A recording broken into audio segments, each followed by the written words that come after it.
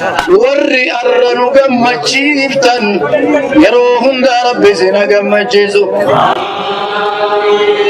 meeqa jedhotti amina jalaa jedhi dhiiran jenne dubartiin jenne kuukaan sirraa boqqa'u dhiira dubartii biyya kana rakkoon sirra marsee sirraa jijjiiramu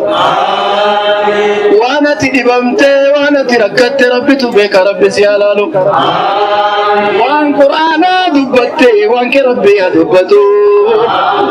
waan qur'aanaa dubbatte waan ulamaa yaadde waan keeti rabbi haa yaadu amiin jedhe dubartoota teenna waan dhabdan rabbi isinii haa kennu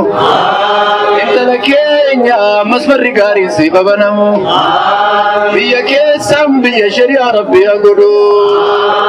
biyya muuziqaan keessa godaanu rabbi nu haa taasisu biyya biiraan keessa godaanu rabbi nu haa taasisu biyya daansiin keessa buqqaatu rabbi nu haa taasisu ati martuu aduun namatti dhiite jirti aduu kufrii rabbi najaasi haa baasu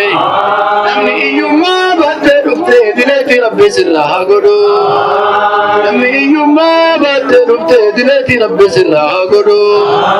darasoota xiyya bakka bakkaa dhufte ilmiidha rabbi si haa shallamu amiin amiin ya rabbi amiin amiin amiin ya rabbi amiin namni amiin jettee sagalee kee rabbi haa dhagahu warri kuma dhibba lama warri lafaa warri minaadii warri horii warri gartanii naannoo kana rabbi shillimaata isinii haa kennu inni asii waliin nu qabe tokko tokkoon kee umraa rabbi si haa geessu amiin jedhe